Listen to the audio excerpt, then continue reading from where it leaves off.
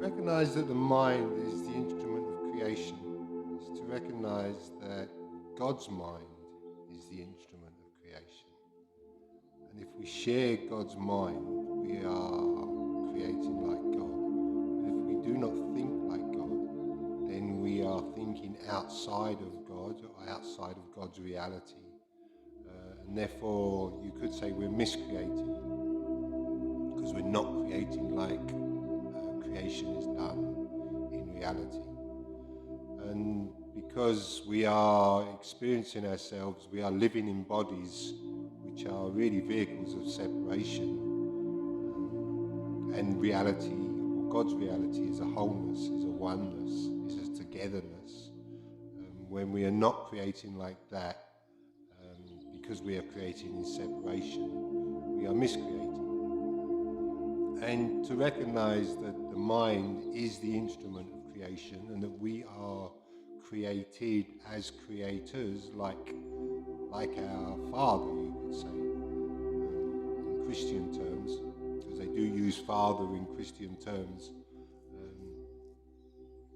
So if we are created like our Creator, we are created as creators, and therefore the mind is, because it is the instrument of creation, we need to understand the mind. And if we don't understand the mind, we are misusing it, and we can very easily misuse it. And because it is the most powerful thing that we have, by far, if we are misusing it, we are going to suffer the misuse of it, and we are going to create things that are going to make us suffer. And this is why disease and sickness are ultimately created within the mind. Although they manifest in the body, the source of their creation or their miscreation starts within the mind. So it's miscreated thoughts which are not in alignment with God's thoughts, you could say, and not in alignment with loving thoughts, with holistic thoughts, with whole thoughts that think holistically, that think wholly. If we're not thinking thoughts that are aligned to that, and we are thinking separated thoughts, because separated thoughts are fearful thoughts, because to be separated from the wholeness of oneness, to be separated from God is to be separated from heaven, and therefore to see ourselves in hell. And this is what we're doing in the world. We are miscreating, and we're seeing ourselves in a more of a hellish state of being, which is an illusion. It's not real. And so we're creating an illusion around ourselves. The physical world is manifesting to give us what we believe is true, because this is what the mind is doing. It's creating what we see, everything we experience. It's creating, but it's doing it in an illusion outside of heaven, you could say. And this is why we're suffering, and this is why we are suffering disease and sickness.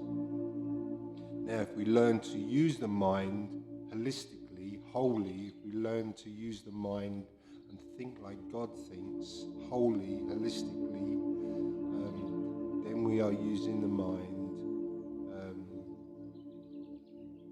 to create a reality for us, which is harmonious, holistic, abundant, loving, it's kind, it's gentle, it's peaceful, it's unthreatened, because there's nothing outside of us to threaten us. And therefore there's no need for war, there's no need for violence. Anger just disappears, because who is there to be angry with? Ultimately, we're only ever angry with ourselves, and we project that outside. We project that through the mind outside ourselves, and we project that onto other people or to other things, to blame them for something that we've miscreated inside ourselves. So to understand the mind is extremely, extremely important if we want to heal. If we want to just cover symptoms up, then we will take a few medicines, or we will do a few practices, do some things that just alleviate the symptoms. But this will never heal us completely or heal us totally, because we're not seeing holistic. We haven't changed the way we see. We haven't changed the way we think. So all these attempts at healing at these levels of systematic changing, system changing the symptoms, I should say. All these attempts at just changing symptoms is not holistic. It doesn't change the way we think and the way we use our mind. And because all disease and all sickness starts at the place of miscreating in the mind, unless that is changed, unless the source of miscreation is basically corrected, because it is just a mistake. Mistakes can be corrected. Unless it is corrected, nothing actually changes. We just keep we just keep changing the symptoms. So we take a medicine, or we take this, or we do something to correct an ailment in the body, which is just a symptom of a miscreated thought, and then that disappears for a while, but it comes back somewhere else in the body, and we suffer something else. And this is why we never actually sort our problems out, why there's always one problem.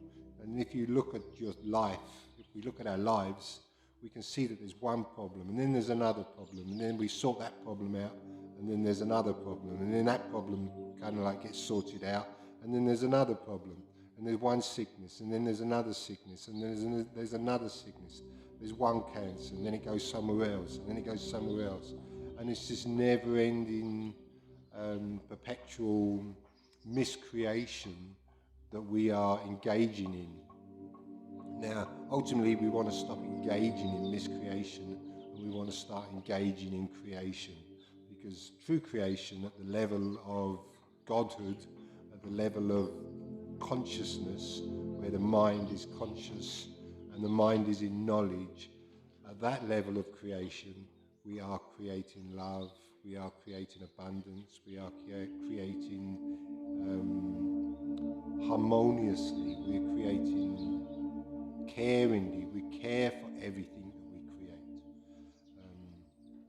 And that there is no room for sickness there. There's no room for anything that is disharmonious there. There's no sickness in heaven. There's no fear in heaven, because there's no miscreation in heaven. So we need to, when I say we need to, we do need to, because if we're suffering, we need to make a change. If we're happy with our lot, and we're happy with what we're doing in the world, and the things we're doing in the world are making us happy, we're not going to change much, because we're happy with what we have. But at some point, because basically, if we are finding happiness in the world at the material level, all that will disappear, because at the material level, everything is transient, everything is changing. So, we buy a new car, eventually within a few months or 6 months or a year, the car is not as valuable to us. We don't want it as much as we wanted it before. It doesn't make us happy when we drive it. Whether we get a new partner, or we get a new house, or we get a new cat or a new dog, or we have another baby, another child, ultimately all these things are going to change, and they're going to become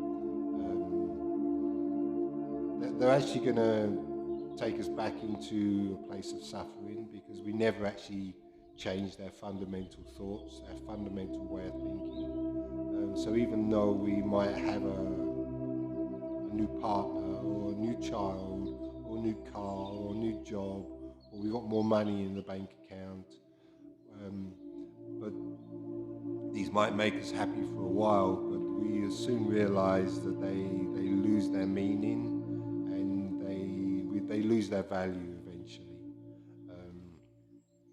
And we start to suffer that again. We start to suffer again. So even that, if you are experiencing happiness in the world and everything is amazing for you and you're doing, you're loving what you're doing, fantastic. You're not going to change. You're not going to make any changes yet. But at some point you are, because those things that are making us happy in the world are transient. And only when we are suffering do we actually become inspired enough, do we actually become willing, are we willing change to happen? All the time we're all the time we're happy, we're not willing change to happen. It's only when sickness happens, and we have a donkey behind me. It's only when sickness happens and disease happens that we start to suffer. So, ultimately we are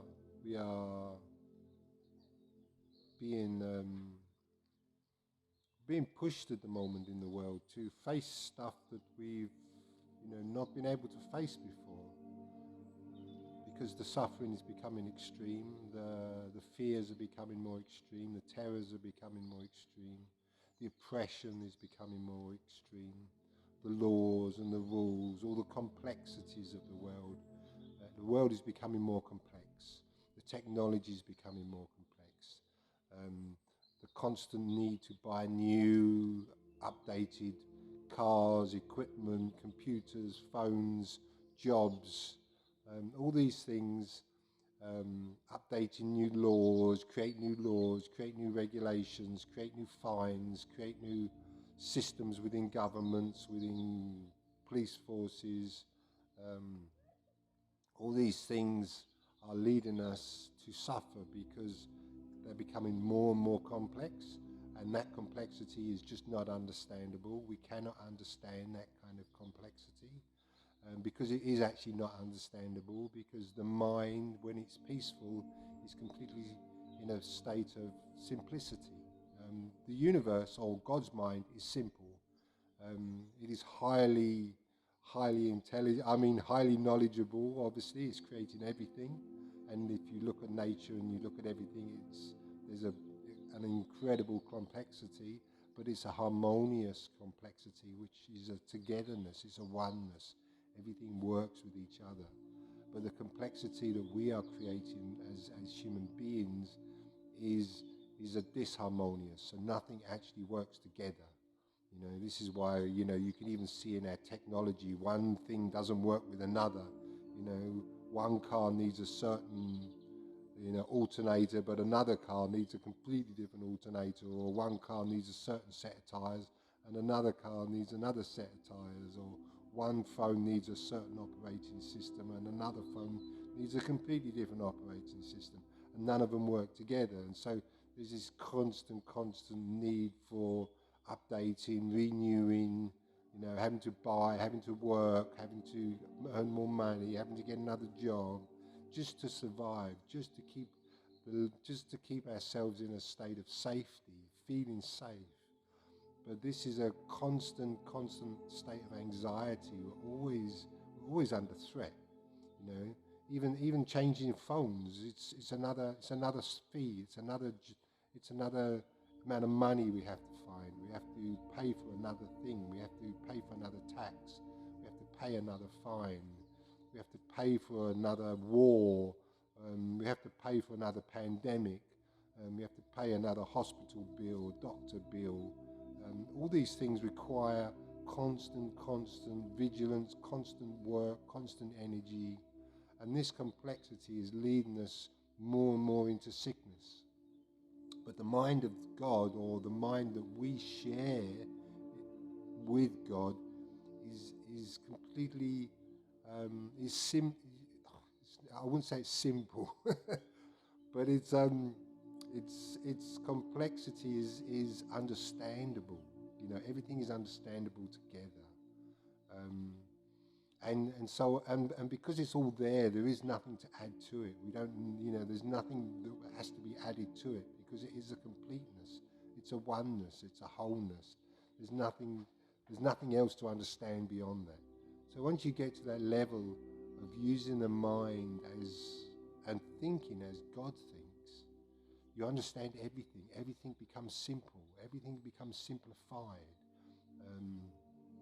Nothing becomes confusing. There's nothing else to, you don't have to understand things which basically are ununderstandable.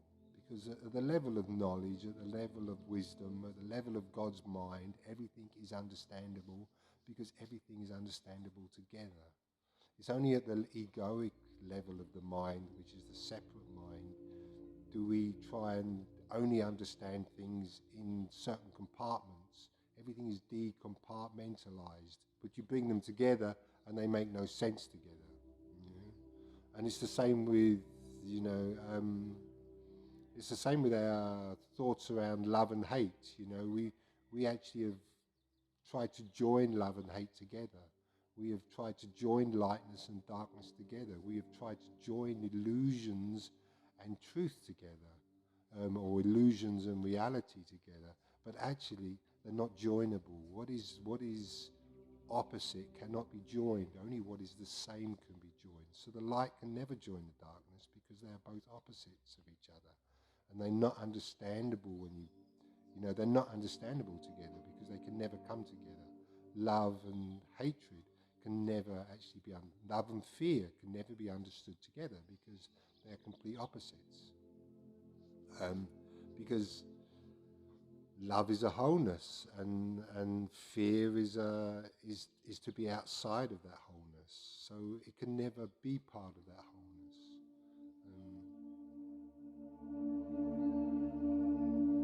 So it's vitally important if we want to heal, and if we want to heal, especially the body. If we are suffering sickness and disease in the body, it's vitally important to change the way we think, because by changing the way we use our minds is the catalyst of change in the body, because the body is completely under direction of the mind, and the body does nothing without the mind. The body has no intelligence outside of the mind. The mind is where intelligence is, the mind is where knowledge is, and the mind is directing the body always. And you've only got to see this when a person's left the body, when a person has died, when the spirit has left and the mind has left with the spirit, because mind and spirit are together. They both are one. So when the spirit is left and the mind is left, the body is completely unintelligent. It basically just rots and turns into a stinking mass of flesh and rots down into the earth. No one wants to keep it there. In fact, we bury it 6 foot underground to hide it, because no one wants to face a dead body, because it is not a pretty thing. It's not a beautiful thing to see. And there is no intelligence there. So, to recognize that the mind is where the intelligence is, the mind is where the knowledge is, and the only reason we are sick or we are suffering or we have disease is because we are miscreating with the mind. So we need to learn how to stop miscreating, and we can learn that. It's not a complicated process. It requires unlearning. It requires unlearning of everything that we've learned, from the world, from people, from education. So it actually goes back to a place of innocence again, where the mind is emptied out of all this stuff that we thought we knew and we thought was true and we thought was real, and goes back to a place of actually innocence and being open again to receive. And then if you ask for the truth to come, it will come, because that is your true nature. That's the true nature of the self, is knowledge. The self contains knowledge, because knowledge is the mind of God. And we are created within the mind of God. We started out. We were created and started within the mind of God. God had a thought, and from that thought created us as we are. The bodies that we have, that's part of another story, I suppose. But we as beings, and we are spiritual beings ultimately inhabiting a body, or permeating the body, I should say. To recognize and start to understand that and start to see that and start to use our minds in the service of that literally means that the body is healed naturally. Our natural state of being is wholeness. Our natural state of being is to be healed. There is no sickness in heaven, which is where we are created to be, and ultimately we still are, and we're still within the mind of God. God surrounds us. God is within us. We cannot escape the universe, and the universe is inside of us. In every atom and every particle of us, there is the wholeness of God. To not see that and to not be aware of that is to be without knowledge, is to be without wisdom, and is to basically be creating through ignorance. And this is what we've been doing in the world, and we've been doing it in the world for a long, long time. And this is the time now, this is very much a time now of transformation in the world, where we are starting to come out of that darkness. We are starting to come out of what they call in the Hindu philosophy, the age of Kali Yoga. It's the age of darkness. We're coming out of the age of darkness, and we're going to enter back into the age of light. That's an undoing process. That's a realization process. We've been in the age of darkness for a long time, for thousands of years. Now we are starting to step out of that. But that's a process, it's a process of unlearning. It's a process of undoing all the things that we thought we were, all the things that we thought were true. Undo all of that. Basically let go of everything we've learned, everything we've taught ourselves, and let the wisdom of knowledge to come back into our minds again. And this is going to be what heals us individually, and heals us holistically as a whole, heals humanity, and frees us from the tyranny that we have created for ourselves, the prisons that we've created for ourselves, the laws that we've created for ourselves, the injustice that we've created for ourselves, and the sickness that we've created for ourselves. So this is a time of healing for humanity. Healing, realization, self-realization, and ultimately bringing light back into the mind, which is basically the meaning of enlightenment, to wake up from the dream, to wake up from the illusion. This is what we're going through at the moment.